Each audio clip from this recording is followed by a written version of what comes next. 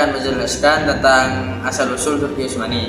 Kesultanan Utsmani didirikan oleh Utsman I pada tahun 1299 di wilayah barat laut Anatolia. Utsman I adalah pemimpin suku Turki yang berhasil mengonsolidasikan kekuasaan di wilayah tersebut setelah runtuhnya Kekaisaran Seljuk. Nama Utsmani berasal dari nama Osman. Perkembangan awal, pada abad ke-14 penerus Utsman I memperluas wilayah kekuasaan mereka ke Balkan dan Anatolia.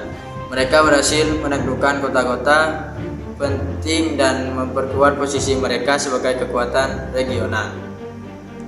Masa kejayaan kesultanan mencapai puncak kejayaannya pada abad ke-16 di bawah pemerintahan Sultan Sulaiman, yang dikenal sebagai Sulaiman the Magnificent.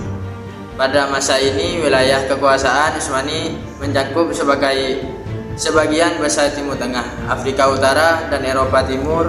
Mereka juga mengalami kemajuan besar dalam bidang militer, ekonomi, dan budaya.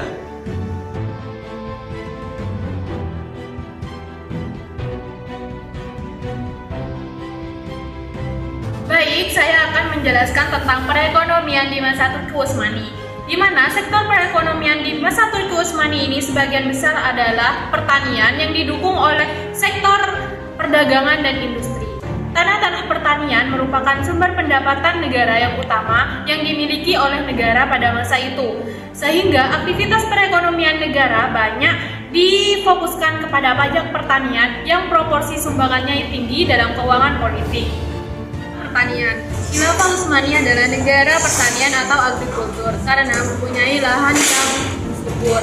Rata-rata sumber penghasilan warganya berasal dari usaha keluarga berskala kecil di bidang pertanian, dan pajak sektor pertanian ini berkontribusi 40% bagi sumber pendapatan pajak negara. Ada beberapa faktor peningkatan produktivitas sektor pertanian Utsmani, seperti perbaikan irigasi, pemberian subsidi, serta peningkatan peralatan pertanian yang modern yang dilakukan pada abad 19 Masehi. Industri. Daerah-daerah yang dikuasai kerajaan Turki Utsmani pada umumnya memiliki kekayaan alam yang sangat banyak. Mesir umpamanya adalah penghasilan sutra, katun, dan buah-buahan. Syria memproduksi beras, sayuran, terigu, dan gula. Anatolia mengeluarkan bahan-bahan tekstil, buah-buahan, dan kayu. Hasil-hasil kekayaan alam itu kemudian dijual ke Sudan, Afrika Utara, dan Afrika Barat melalui Mesir. Adalah perdagangan. Dalam perdagangan mengikuti tradisi negara-negara Timur Tengah yang sangat lama, yang merupakan ajaran Islam dalam bentuk kerjasama perdagangan menggunakan akad-akad Islami. Metode pembiayaan perdagangan jarak jauh dan beragam usaha bisnis yang paling banyak digunakan adalah mudharabah. Selain itu, akad musyarakah pun digunakan, yaitu muwafadah dan inan. Sistem perdagangan ini terus berkembang di masa Turki Utsmani yang memegang erat-erat ajaran Islam, tidak hanya ibadah, tetapi muamalah juga. Pada masa puncak kemajuannya, semua daerah dan kota penting yang menjadi pasar perdagangan dan perekonomian jatuh ke tangannya. Daerah-daerah yang ditakluki dari segi ekonomi merupakan masukan bagi sumber ekonomi kerajaan pada masa itu. Dengan demikian, tidak mengherankan jika dinasti Turki Utsmani mendapat kemajuan ekonomi melalui sistem perdagangan. Keempat adalah zakat. Beberapa cara dalam pengelolaan sebidang tanah yaitu emanet, iltizam, dan malikate. Di mana emanet sendiri adalah sebidang tanah yang telah dikelola oleh petugas negara yang disebut seorang emir.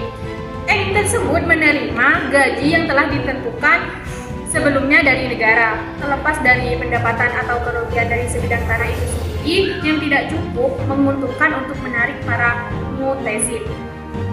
Sebagian besar dijalankan dengan emanet. Iltizam dapat diterjemahkan juga sebagai pajak pertanian yang telah disepakati dengan cara lelang. Tujuan dari sistem iltizam adalah untuk memelihara keseimbangan pendapatan pemerintah dan pengeluarannya yang merupakan permasalahan yang penting untuk dipertimbangkan.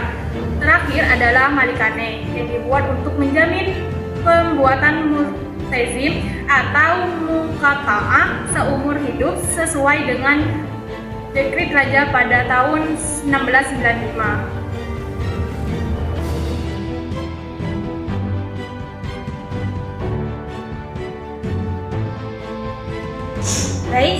akan menjelaskan tentang masa pemerintahan Turki Utsmani. Terdapat berbagai kemajuan yang signifikan di berbagai bidang, yaitu ada 5. Yang pertama, ekspansi wilayah.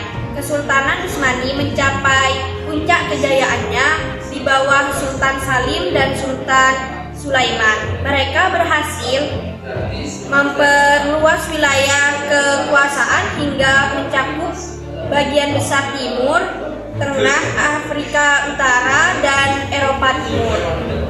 2. Militer dan pemerintahan, yaitu sistem militer yang kuat dan terorganisasi dengan baik. Kemungkinan Utsmani untuk mempertahankan dan memperluas kekuasaannya. Mereka juga mengembangkan sistem pemerintahan yang efisien dengan pembagian wilayah menjadi provinsi yang dikelola oleh pasar. Yang ketiga, ilmu pengetahuan dan budaya.